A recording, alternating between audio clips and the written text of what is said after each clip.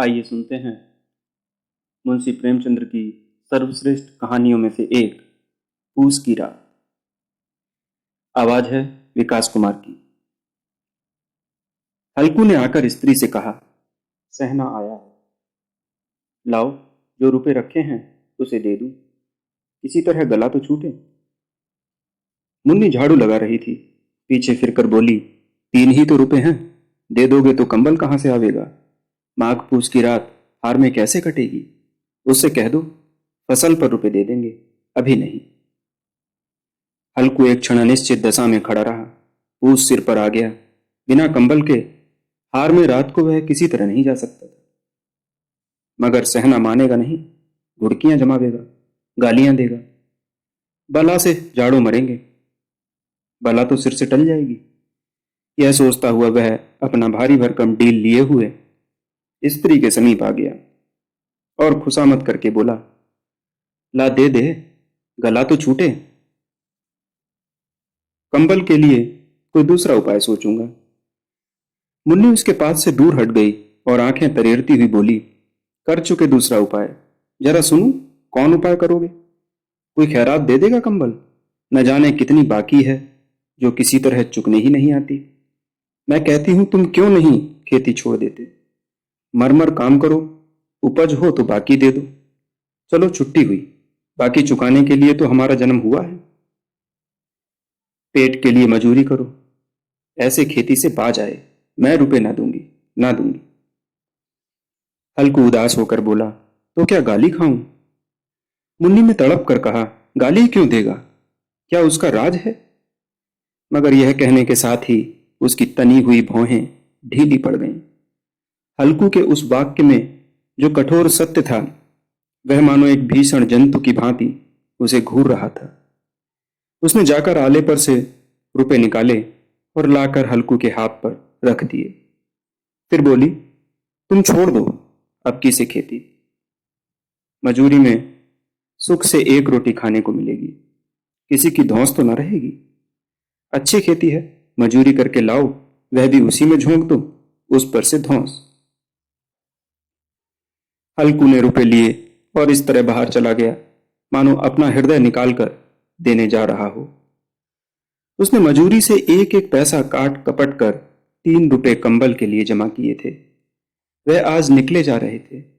एक एक पग के साथ उसका मस्तक अपनी दीनता के भार से दबा जा रहा था। पूस की अंधेरी रात, आकाश पर तारे ठिठुरते हुए मालूम होते थे। हल्कू अपने खेत के किनारे ऊख के पत्तों की एक छतरी के नीचे बांस के खटोले पर अपनी पुरानी गाढ़े की चादर ओढ़े कांप रहा था। खाट के नीचे उसका संगी कुत्ता जबरा पेट में मुंह डाले सर्दी से कूं कूं कर रहा था। दोनों में से एक को भी नींद ना आती थी। हल्कू ने घुटनियों को गर्दन में चिपकाते हुए कहा, क्यों जबरा, जाड़ा लगता है। कहता तो था घर में पुआल पर लेटा रहे, तो यहां क्या लेने आए थे। अब खाओ ठंड, मैं क्या करूं। जानते थे मैं यहां हलवा पूरी खाने आ रहा हूं, दौड़े दौड़े आगे आगे चले आए, अब रो नानी के नाम को। जबरा ने पड़े पड़े दुम हिलाई और अपनी कूं कूं को दीर्घ बनाता हुआ एक बार जम्हाई लेकर चुप हो गया। उसकी स्वान बुद्धि ने शायद ताड़ लिया, स्वामी को मेरी कूकू से नींद नहीं आ रही है। हल्कू ने हाथ निकालकर जबरा की ठंडी पीठ सहलाते हुए कहा, कल से मत आना मेरे साथ, नहीं तो ठंडे हो जाओगे। यहां रान पछुआ न जाने कहां से बर्फ लिए आ रही है। उठूं फिर एक चिलम भरूं, किसी तरह रात तो कटे। 8 चिलम तो पी चुका, यह खेती का मजा है। और एक एक भागवान ऐसे पड़े हैं जिनके पास जाड़ा जाए तो गर्मी से घबरा कर भागे। मोटे मोटे गद्दे, लिहाफ, कम्बल, मजाल है कि जाड़े का गुजर हो जाए। तकदीर की खूबी है, मजूरी हम करें, मजा दूसरे लूटें। हल्कू उठा और गड्ढे में से जरा सी आग निकालकर चिलम भरी। जबरा भी उठ बैठा। हल्कू ने चिलम पीते हुए कहा, पिएगा चिलम, जाड़ा तो क्या जाता है, जरा मन बहल जाता है। जबरा ने उसके मुंह की ओर प्रेम से छलकती हुई आंखों से देखा। हल्कू, आज और जाड़ा खा ले। कल से मैं यहां पुआल बिछा दूंगा, उसी में घुसकर बैठना, तब जाड़ा ना लगेगा। जबरा ने अगले पंजे उसकी घुटनियों पर रख दिए और उसके मुंह के पास अपना मुंह ले गया। हल्कू को उसकी गर्म सांस लगी। चिलम पीकर हल्कू फिर लेटा और निश्चय करके लेटा कि चाहे कुछ हो, अब की सो जाऊंगा। पर एक ही क्षण में उसके हृदय में कंपन होने लगा। कभी इस करवट लेटता, कभी उस करवट, पर जाड़ा किसी पिशाच की भांति उसकी छाती को दबाए हुए था। जब किसी तरह ना रहा गया तो उसने जबरा को धीरे से उठाया और उसके सिर को थपथपाकर उसे अपनी गोद में सुला लिया। कुत्ते की देह से जाने कैसी दुर्गंध आ रही थी, पर वह उसे अपनी गोद में चिमटाए हुए ऐसे सुख का अनुभव कर रहा था जो इधर महीनों से उसे न मिला था। जबरा शायद समझ रहा था कि स्वर्ग यही है, और हल्कू की पवित्र आत्मा में तो उस कुत्ते के प्रति घृणा की गंध तक न थी। अपने किसी अभिन्न मित्र या भाई को भी वह इतनी ही तत्परता से गले लगाता। वह अपनी दीनता से आहत न था जिसने आज उसे इस दशा को पहुंचा दिया। नहीं, इस अनोखी मैत्री ने जैसे उसकी आत्मा के सब द्वार खोल दिए थे और उसका एक एक अणु प्रकाश से चमक रहा था। सहसा जबरा ने किसी जानवर की आहट पाई। एक विशेष आत्मीयता ने उसमें एक नई स्फूर्ति पैदा कर दी थी जो हवा के ठंडे झोंकों को तुच्छ समझती थी। वह झपट कर उठा और छतरी के बाहर आकर भूंकने लगा। हल्कू ने उसे कई बार चुमकार कर बुलाया, पर वह उसके पास ना आया। हार में चारों तरफ दौड़ दौड़कर भूखता रहा। एक क्षण के लिए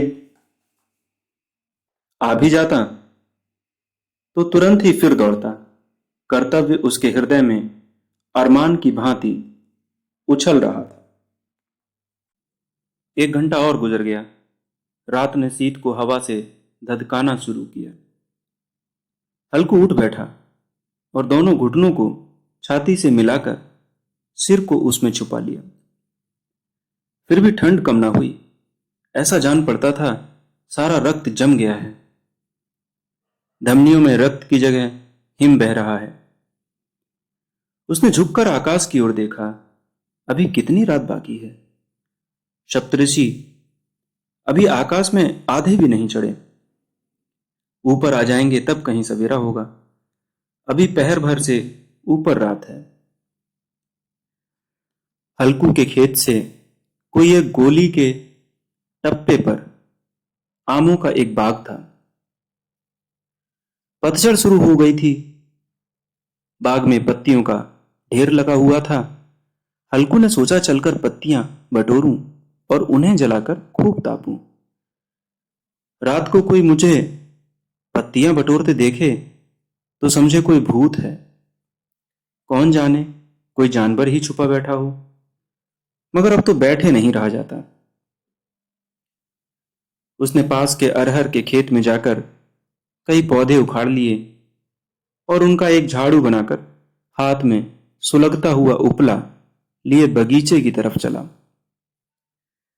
जबरा ने उसे आते देखा तो पास आया और दुम हिलाने लगा।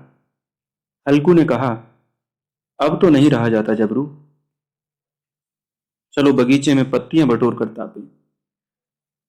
टांठे हो जाएंगे तो फिर आकर सोएंगे। अभी तो रात बहुत है। जबरा ने कूं कूं करके सहमति प्रकट की और आगे आगे बगीचे की ओर चला। बगीचे में खूब अंधेरा छाया हुआ था और अंधकार में निर्दय पवन पत्तियों को कुचलता हुआ चला जाता था। वृक्षों से ओस की बूंदें टप टप नीचे टपक रही थीं। एकाएक एक झोंका मेहंदी के फूलों की खुशबू लिए हुए आया। हल्कू ने कहा, कैसी अच्छी महक आई जबरू, तुम्हारी नाक में भी कुछ सुगंध आ रही है। जबरा को कहीं जमीन पर एक हड्डी पड़ी मिल गई थी। उसे चिचोड़ रहा था। हल्कू ने आग जमीन पर रख दी और पत्तियां बटोरने लगा। जरा देर में पत्तियों का एक ढेर लग गया। हाथ ठिठुरे जाते थे नंगे पांव गले जाते थे और वह पत्तियों का पहाड़ खड़ा कर रहा था। इसी अलाव में वह ठंड को जलाकर भस्म कर देगा। थोड़ी देर में अलाव जल उठा। उसकी लौ ऊपर वाले वृक्ष की पत्तियों को छू छू कर भागने लगी। उस अस्थिर प्रकाश में बगीचे के विशाल वृक्ष ऐसे मालूम होते थे मानो उस अथाह अंधकार को अपने सिरों पर संभाले हुए हों। अंधकार के उस अनंत सागर में यह प्रकाश एक नौका के समान हिलता मचलता हुआ जान पड़ता था। हल्कू अलाव के सामने बैठा आग ताप रहा था। एक क्षण में उसने दोहर उतारकर बगल में दबा ली और दोनों पांव फैला दिए, मानो ठंड को ललकार रहा हो। तेरे जी में जो आए सो कर। ठंड की असीम शक्ति पर विजय पाकर वह विजय गर्व को हृदय में छिपा ना सकता था। उसने जबरा से कहा, क्यों जब्बर, अब ठंड नहीं लग रही है? जबरा ने कूं कूं करके मानो कहा, अब क्या ठंड लगती ही रहेगी? पहले से यह उपाय न सूझा, नहीं इतनी ठंड क्यों खाते? जबरा ने पूंछ हिलाई। अच्छा आओ, इस अलाव को कूद कर पार करें, देखें कौन निकल जाता है। अगर जल गए तो मैं दवा ना करूंगा। जबरा ने उस अग्निराशि की ओर कातर नेत्रों से देखा। मुन्नी से कल ना कह देना, नहीं तो लड़ाई करेगी। यह कहता हुआ वह उछला और अलाव के ऊपर से साफ निकल गया। पैरों में जरा लपट लगी, पर वह कोई बात न थी। जबरा आग के गिर्द घूमकर उसके पास आ खड़ा हुआ। हल्कू ने कहा, चलो चलो, इसकी सही नहीं, ऊपर से कूद कर आओ। वह फिर कूदा और अलाव के इस पार आ गया। पत्तियां जल चुकी थीं। बगीचे में फिर अंधेरा छाया था। राख के नीचे कुछ कुछ आग बाकी थी, जो हवा का झोंका आ जाने पर जरा जाग उठती थी, पर एक क्षण में फिर आंख बंद कर लेती थी। हल्कू ने फिर चादर ओढ़ ली और गर्म राख के पास बैठा हुआ एक गीत गुनगुनाने लगा।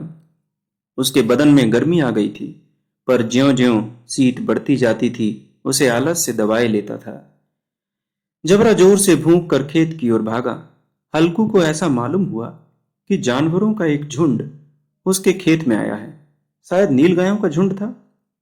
उनके कूदने दौड़ने की आवाजें साफ कान में आ रही थीं। फिर ऐसा मालूम हुआ कि वह खेत में चर रही है। उनके चबाने की आवाज चर चर सुनाई देने लगी। उसने दिल में कहा, नहीं, जबरा के होते हुए कोई जानवर खेत में नहीं आ सकता। नोच ही डाले, मुझे भ्रम हो रहा है। कहाँ, अब तो कुछ नहीं सुनाई देता। मुझे भी कैसा धोखा हुआ। उसने जोर से आवाज लगाई, जबरा जबरा। जबरा भूंकता रहा, उसके पास ना आया। फिर खेत के चरे जाने की आहट मिली। अब वह अपने को धोखा ना दे सका। उसे अपनी जगह से हिलना जहर लग रहा था। कैसा दंदाया हुआ बैठा था। इस जाड़े पाले में खेत में जाना, जानवरों के पीछे दौड़ना असूझ जान पड़ा। वह अपनी जगह से ना हिला। उसने जोर से आवाज लगाई, हिलो हिलो हिलो। जबरा फिर भूंक उठा। जानवर खेत चर रहे थे। फसल तैयार थी। कैसी अच्छी खेती थी, पर ये दुष्ट जानवर उसका सर्वनाश किए डालते हैं। हल्कू पक्का इरादा करके उठा और 2-3 कदम चला, पर एकाएक हवा का ऐसा ठंडा चुभने वाला बिच्छू के डंक का सा झोंका लगा कि वह फिर बुझते हुए अलाव के पास आ बैठा और राख को कुरेद कर अपनी ठंडी देह को गरमाने लगा। जबरा अपना गला फाड़े डालता था। नीलगायें खेत का सफाया किए डालती थीं और हल्कू गर्म राख के पास शांत बैठा हुआ था। अकर्मण्यता ने रस्सियों की भांति उसे चारों तरफ से जकड़ रखा। उसी राख के पास गर्म जमीन पर वह चादर ओढ़कर सो गया। सवेरे जब उसकी नींद खुली, तब चारों तरफ धूप फैल गई थी और मुन्नी कह रही थी, क्या आज सोते ही रहोगे? तुम यहां आकर रम गए और उधर सारा खेत चौपट हो गया। हल्कू ने उठकर कहा, क्या तू खेत से होकर आ रही है? मुन्नी बोली, हाँ, सारे खेत का सत्यानाश हो गया। भला ऐसा भी कोई सोता है? तुम्हारे यहां मड़ैया डालने से क्या हुआ? हल्कू ने बहाना किया, मैं मरते मरते बचा, तुझे अपने खेत की पड़ी है। पेट में ऐसा दर्द हुआ कि मैं ही जानता हूं। दोनों फिर खेत की डांड पर आए। देखा सारा खेत रौंदा पड़ा हुआ है और जबरा मड़ैया के नीचे चित्त लेटा है, मानो प्राण ही ना हो। दोनों खेत की दशा देख रहे थे। मुन्नी के मुख पर उदासी छाई थी, पर हल्कू प्रसन्न था। मुन्नी ने चिंतित होकर कहा, अब मजूरी करके मालगुजारी भरनी पड़ेगी। हल्कू ने प्रसन्न मुख से कहा, रात की ठंड में यहां सोना तो ना पड़ेगा।